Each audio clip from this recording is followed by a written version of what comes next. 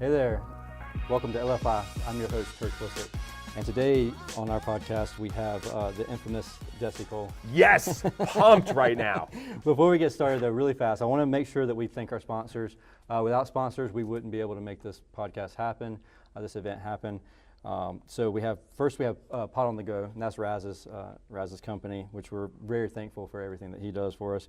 Icebound HVAC and Refrigeration, that's my company. Makes sense. They let me off for a couple hours to come talk to you, have fun. And then the Savannah JCs, they let us have this building, that's great. And then, so today— On a note with sponsors, by the way, we want to do our own show and actually make up sponsors. So actually have like fake sponsors, but keep doing them over and over and over again. Yeah. Not real sponsors. That's a whole nother note. Eventually they just create their own business. So somebody's got to create that. Eventually, business. Or it's a sponsor you really want, but you just keep plugging them the whole time until they're like, what are we doing? How much are we giving these guys? Right. Well, and then you start from there. Anyways, that's a whole nother sponsor idea. Cool, well, I appreciate you coming on the podcast and spending time with us. And if anybody, you don't know who Jesse is, you're living under a rock. It's the infamous man in the yellow tux. Everywhere you go, this is what you wear. This is all I own.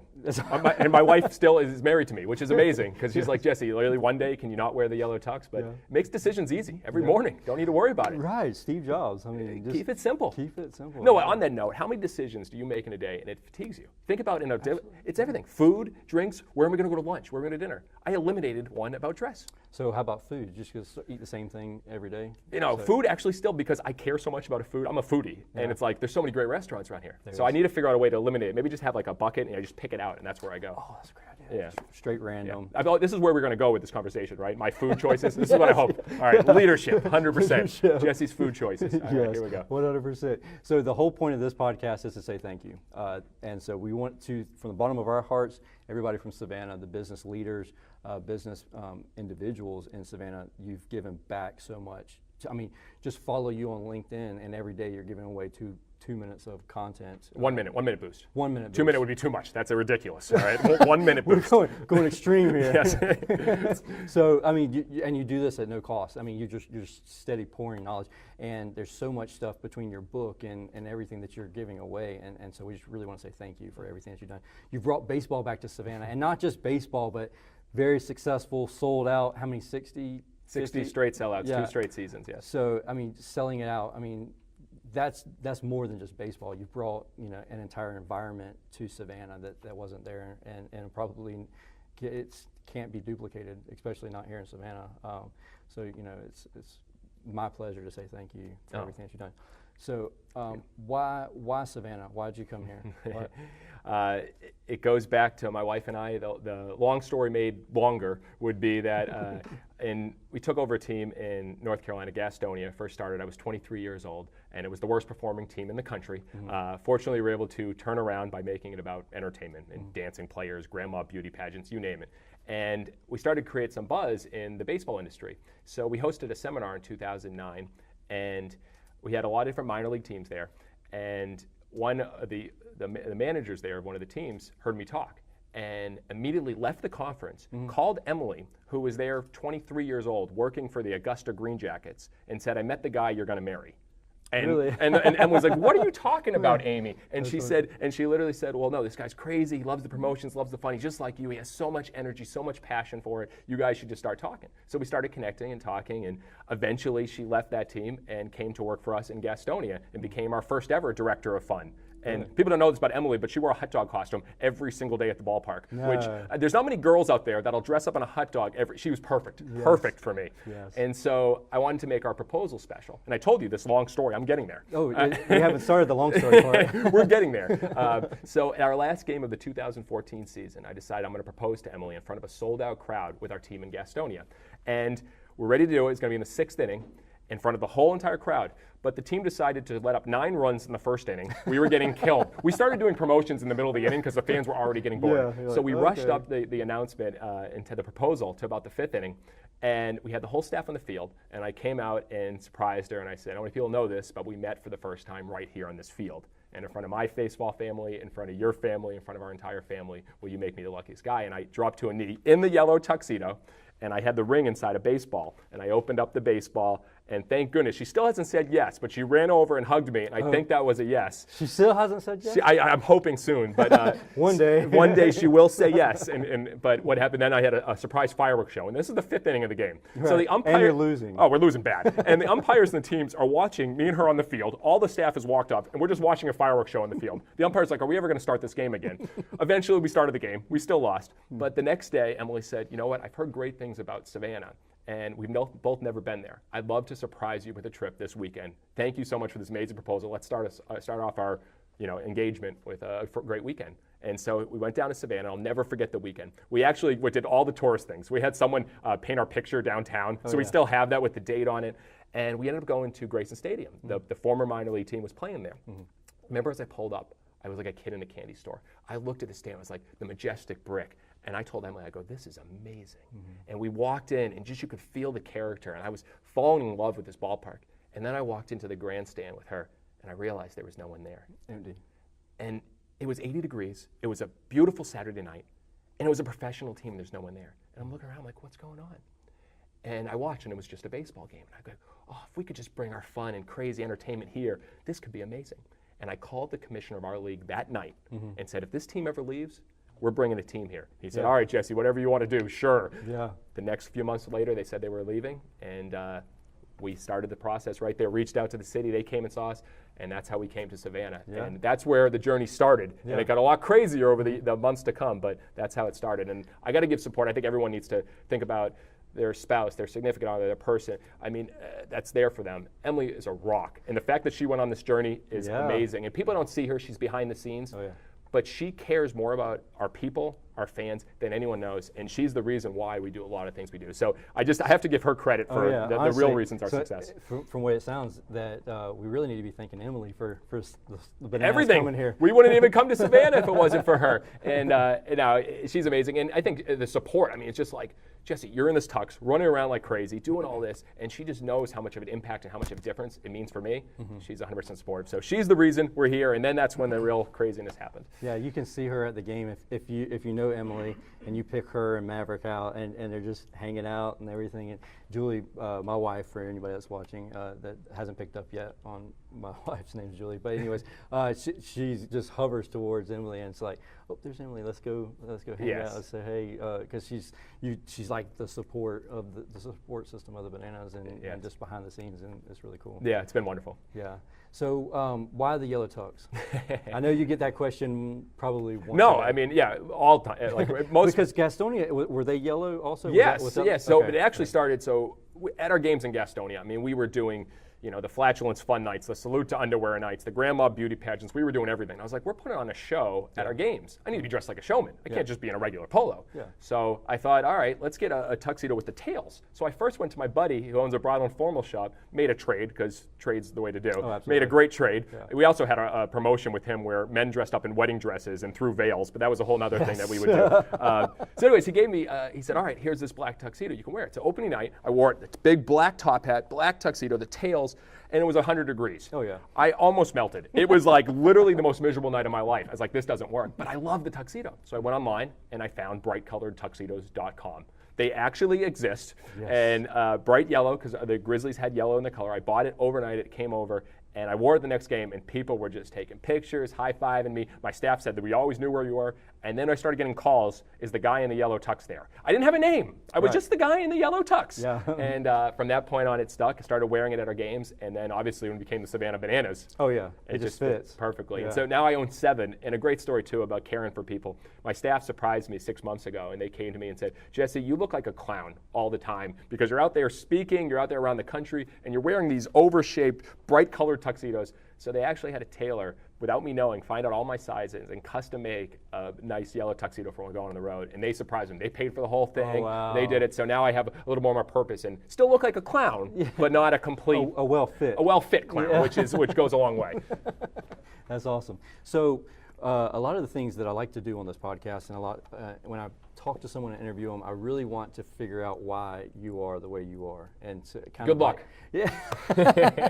So just back in your childhood area, who was most influential to you and kind of shaped the way you are now? And are they still an influence in you, or is it something where like they made that influence and then you moved on to the next person that kind of? This is a deep question, but it's, Yeah. it's the right question. Yeah. And I think people are used to me as this crazy circus guy, but I've learned that your greatest pain leads to your greatest gift. Yes.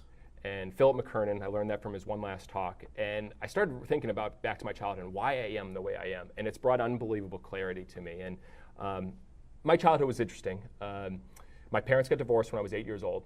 My mother had a drug problem. And my father fought to get custody of me because of that situation. And back then, it was very difficult for a child to stay with the father. Right. They almost always stayed with the mother. Yeah.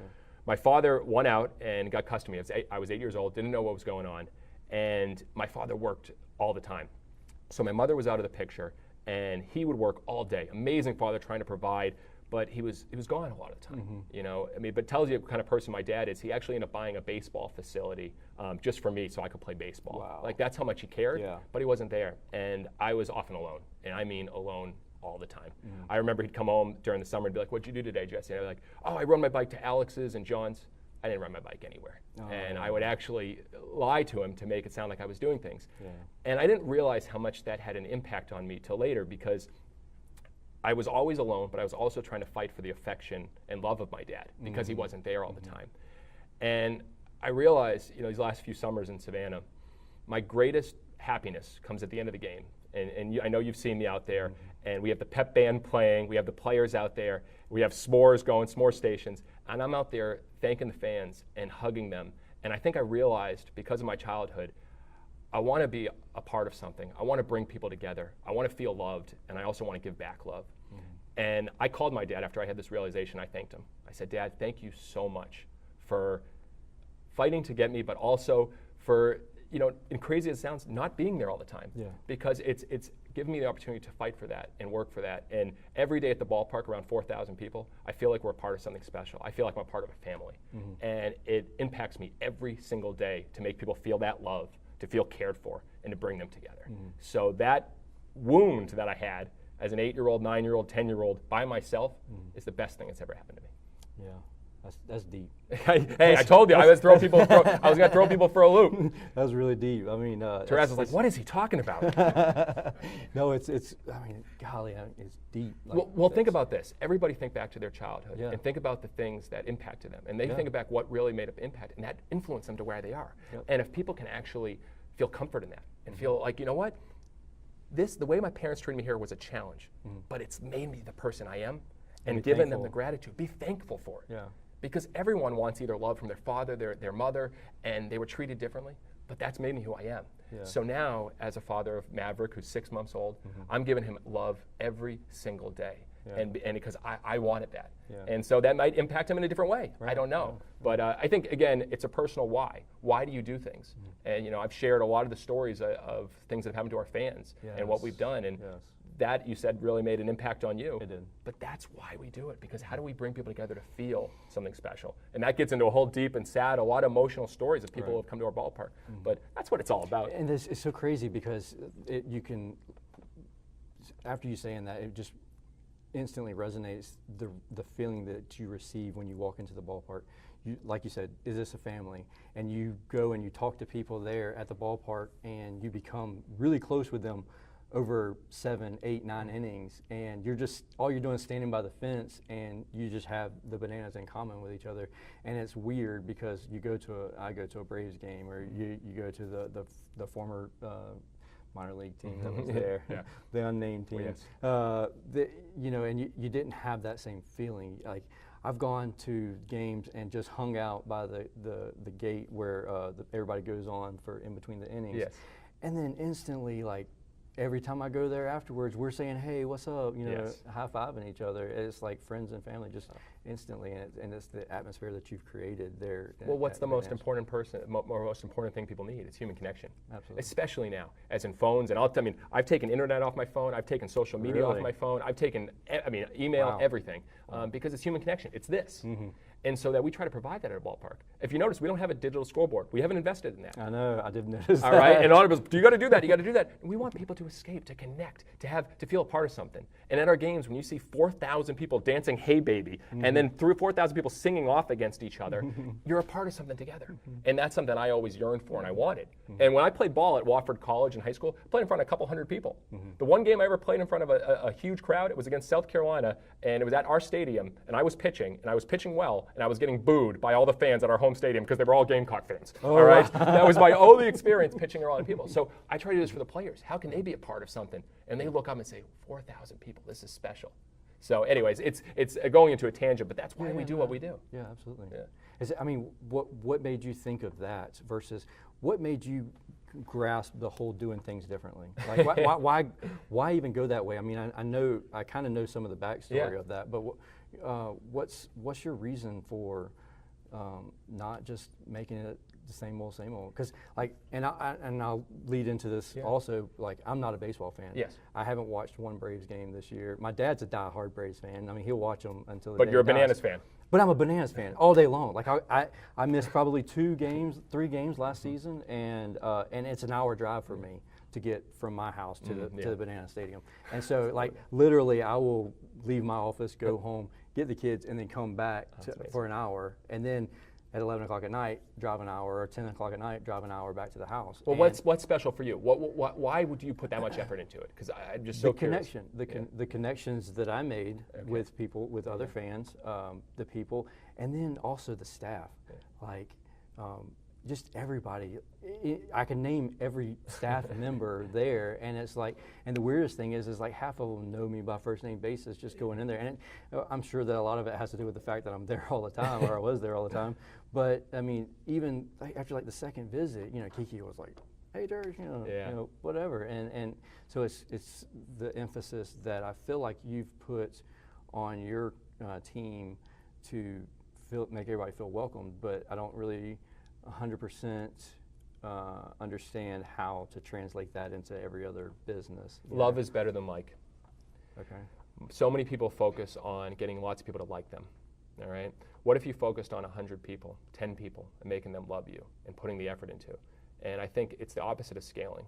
We are so focused and care about the people that really the Bananas mean so much to. And then what happens? I'm sure you've told some people about the Bananas. Oh yeah, all the time. Because we love you. We're not so focused on all those other people. We absolutely love you guys that you're part of the experience. And so that's something we focus on, and that's part of our fans first experience.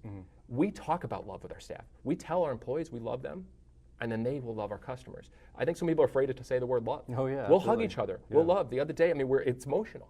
That's what it's about for us. And you asked earlier, the question leading into that great tangent was, why do you have to be different? Why did you want to be different? Yeah. And there was no other choice. Okay. When we first started in Gastonia, there was $268 in the bank account. There was 200 fans coming to the game, and I couldn't pay myself for the first 2 months. If we did what everyone else was doing, we would have had no team. Yeah, bankrupt. As I say, normal gets normal results. So we had to think, what would get excitement? People weren't talking about baseball. And just like you said, you're not a baseball fan. If I looked at 90% of our fans, they're not baseball fans. Yet everyone else is playing the same game.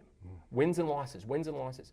I don't even focus on our roster because you know what? When they're having a great time, they're around other people, the wins and losses take care of itself. Yeah. And we've had the best record the last 3 years without focusing on the baseball. That's crazy. So we had to think what was different. And you've heard me say this, but what business are you in? What business are you really in? Most companies will say that they're in the heating and cooling business, or they're a realtor or whatever. No, there's something much bigger than that. What you guys did for us, and you came over to the house, like, we couldn't sleep because we weren't sure if the heat was working, the filters, what was going on. You gave such comfort. You helped build a home for us.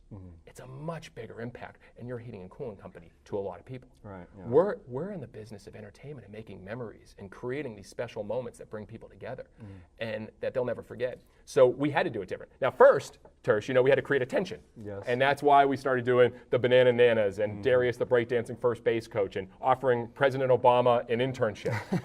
You got to create attention so people say, like, who are these guys? And then when they see what we're really all about, then it all comes together. That's the secret sauce. Okay, how do you come up with the ideas? Do you just, everybody just spitballs them all together, and then you're like, okay, that sounds the most ridiculous. Let's do that one. I get asked that question. I get asked that question all the time, and I think it's so funny. Yeah, well, that sounds terrible. Let's do that one. That doesn't make sense. Well, that's the way. Like, I feel like that's the only way that I feel like I can make it work. Is if somebody's like, okay, we'll do that. Like, that sounds ridiculous. Okay, let's do it. You know. The first thing, get out of your office. Okay. There's a small percentage of ideas that happen in the office. They're constrained. Get out of the office. You know, I like to go look at the water in Tybee. I like to get on a rooftop, overlook where your mind can be bigger. Inside the office, it's too small. Very few great ideas come in the office. Also, you got to work your idea muscle. And what I mean by that is if, you know, you brush your teeth every day so you have good teeth. Hopefully. But yes, but if you want to have good ideas, how often do you write down ideas? I write down 10 ideas every single morning. I've been doing it for 2 years. 98% of them are terrible ideas, but there's 2% that could be winners. And I constantly train. I get a theme. I said, this is what I want to think about today. Crazy promotions, fans first experiences, things we can put at the ballpark. And I go in, I just do it every morning. So my morning starts with, the first thing I do is I read, then I write 10 ideas, then I write in my journal, and then I literally do a thank you note. And then I run and do a podcast. That's every single morning. So it takes discipline. I think everyone wants that brilliant idea right now. Oh, right, yeah. It's taken 12 years of writing down terrible ideas.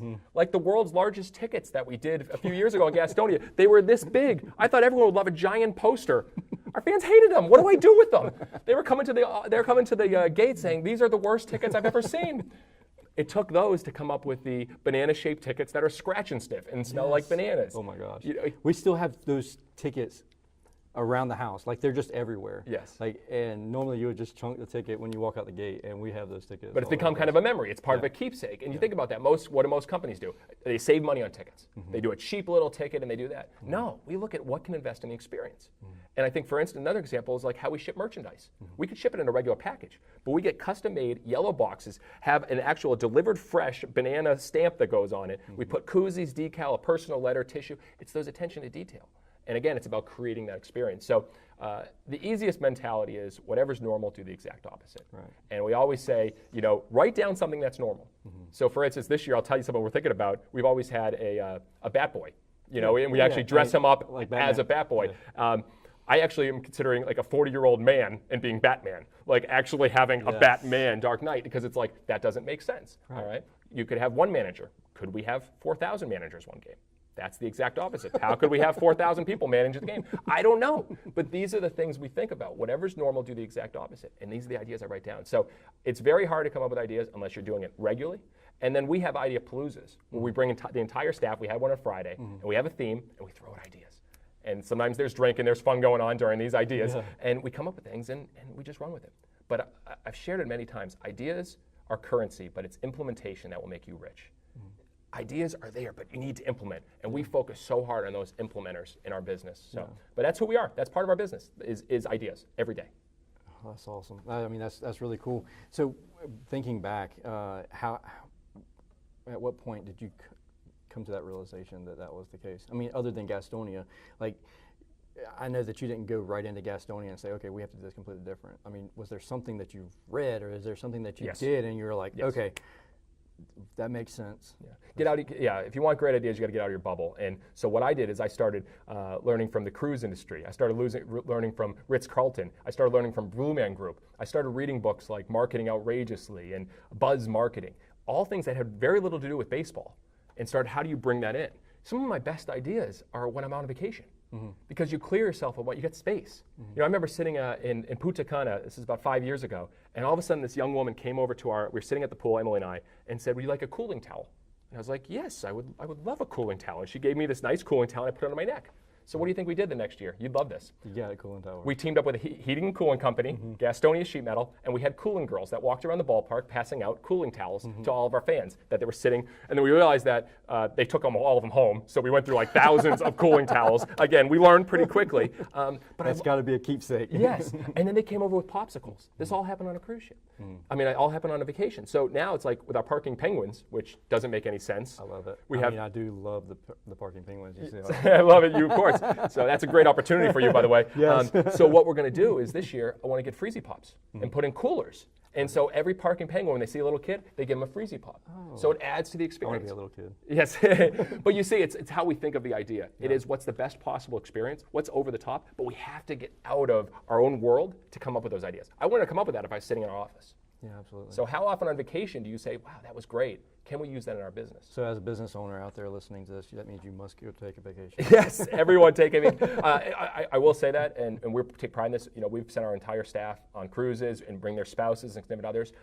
Investing in your people is the best investment you can make. Does that cost thousands of dollars? You better believe it, but it's the best investment. Yes. And I think people look at payroll as a cost. No, it should be an investment. Yes. And so. so those are things, I know we could go on a tangent, but those are things that we've done for our people. So we look, how can we make them feel like they're a part of the family and invest in them and invest in their education? We pay everyone to read at our Better Book Club. We pay for them to go to conferences because we're building the person, and then that will help build the business. But the building the person is first. And even if they leave the business in a year, if we help build that one person, we made a difference, we made an impact. And that's what it's all about. Absolutely. So I like to do a little spin-off of that, and I've taken this either from you, I'm pretty sure it was from something that you said over the past years or a couple of years. Good luck.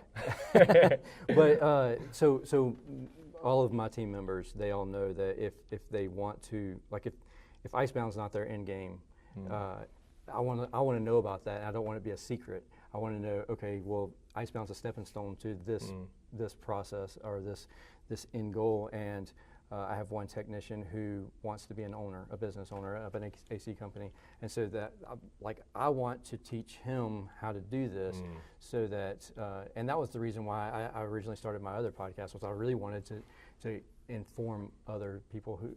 The things that aren't taught, like the things they don't tell you about that. And that's like, I think I got that from you, because I would rather him be at Icebound and be happy and understand everything that we're doing and what it takes to be a business owner. And he still may say, oh yeah, that's awesome, I still want to do it. But he might say, okay, that's a lot more work or a lot more stress than I really want to deal with. But either way, it's a win. Either way. You know, 100%. You need to look at, as a leader and as a business owner, you work for your people. Yes. It's not the other way around. Yeah. And most business owners think that their people work for them. No, you got it backwards. Yeah. And once you change that mind thinking, it's a game changer. And the reason for our success, and we're so humbled by it, it's because of all those different things. It's our people. It's not me and Emily. It's our people leading it. And I think you got to give credit where credit's due.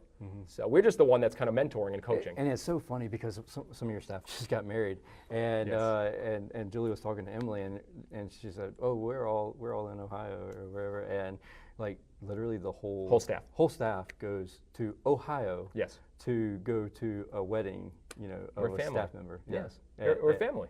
And it's so crazy to think that, because there's so many businesses out there that after 5 o'clock don't call me. Like, don't say my name. Yeah. Or in the morning they say, don't talk to me until they have my coffee. Right, That's. right. But I did some surveying, I guess, and how I do surveying. I don't do it the normal way. I just, hey Lizzie, what do you like? What do you think about this? Yeah. What do you think about this? What do you think about this? And I just said, hey, why do you like working here? Just out of curiosity. She's like, I don't know, it's fun. I go, no, why do you really like working here? She's like, I don't know, we have a good time. I go, Lizzie, why? And in asking why 3 times, you get to the root. Yes. She goes, I don't know, it's just the people.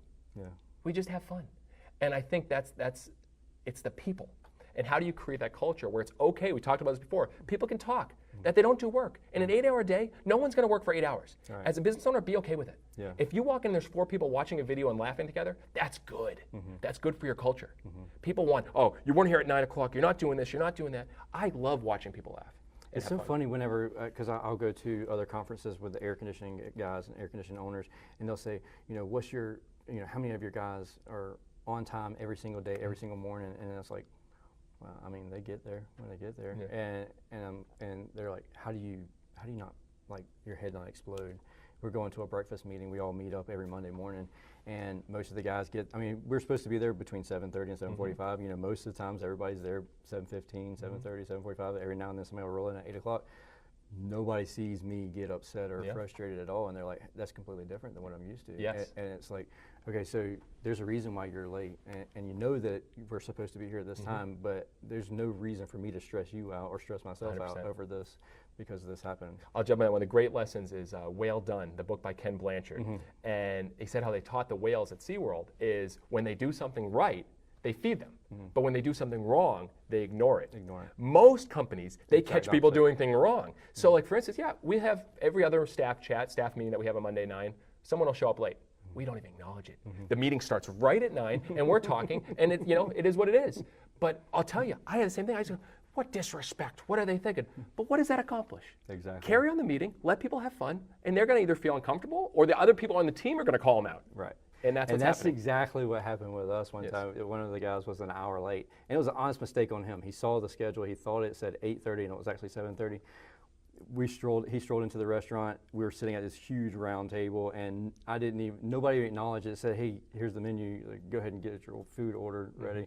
And nobody said anything to him. And then afterwards, the other guys were like giving a hard time about it, like, you can't read your schedule, stuff like that. But it's really funny because I never even acknowledged it. I mean, I purposely, let the culture develop. Not make a big deal about it. The culture is going to develop. You can be a leader, but you can't be the one that actually makes everything happen. And if you do, you stress yourself out. Yes. And you become the micromanager that you can never leave the business. Yes. Like you can never. And the person you don't want to be, the person that people don't want to work for. Mm-hmm. The person that you left to go, you left before to go. Yes. This has been good tangents. I like where we're going with these. Great tangents. Great tangents. So listeners, hope you're following us because this is getting weird. It's getting super different. So I do want to wrap it up so we're not like spinning it all day because I mean literally we could talk for weeks. Yeah, good luck. Stuff. This is a 12-hour taping, yes. Good luck.